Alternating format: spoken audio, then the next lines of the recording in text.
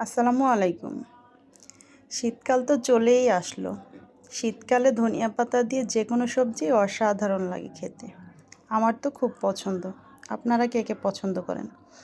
আসসালামু আলাইকুম। আজকে আমার খুবই পছন্দের একটি তরকারি রান্না করব। খুবই সাধারণ একটি তরকারি। অনেক বাচ্চারা সবজি ডাল খেতে চায় না।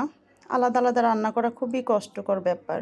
তো দেখা যাচ্ছে এখন আমি একসঙ্গে রান্না যদি করি, এটা রুটির সঙ্গে ভাতের সঙ্গে যে কোনো কিছুর সঙ্গে খেতে খুবই ভালো লাগবে। তো আমি এখানে কিছু পেঁপে কেটে নিয়েছি আর কিছু ডাল ধুয়ে পরিষ্কার করে নিয়েছি। এখন এটাকে আমি একটা প্রেসার কুকারের মধ্যে দিয়ে দিচ্ছি। একটু দেখেন আমি অনেক বেশি কিন্তু পানি দেইনি, মোটামুটি যাতে আমার এটা একটু পাতলা থাকবে, অনেক ঘন হবে না, সেই পরিমাণে পানি আমি দিয়েছি। আপনারা বুঝ করে দিবেন। তারপরে আমি কিছু কাঁচামরিচ, হলুদ এবং লবণ এর মধ্যে দিয়ে প্রেসার কুকারের মুখটা আমি বন্ধ করে দিব। এখন এটাকে আমি 2-3টা সিটি দিয়ে নিব। আমার সিটি হয়ে গেলে আমি কড়াইতে তেল দিয়ে তার মধ্যে শুকনো মরিচ একটু ফোড়ন দিয়েছি, যাতে এটার ফ্লেভারটা একটু সুন্দর আসে এবং ঝাল যে ঝাল খেতে পছন্দ করেন সে ঝাল খেতে পারবেন। তারপরে আমি একসঙ্গে পেঁয়াজ আর রসুন ভেজে নিচ্ছি ওই তেলের মধ্যে।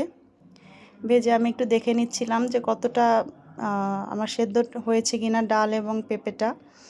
তারপরে আমার এই যে ফোড়নটা ভাজা হয়ে গিয়েছে, এর মধ্যে আমি এখন দিয়ে দিব আমার সেদ্ধ করে রাখা ডাল আর পেঁপেটা ঢেলে দিয়েছি।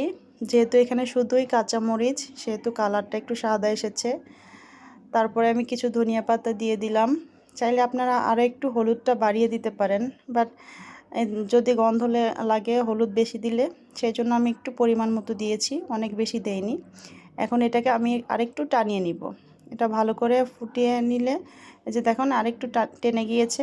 এই তো আমার রান্না প্রায় কমপ্লিট।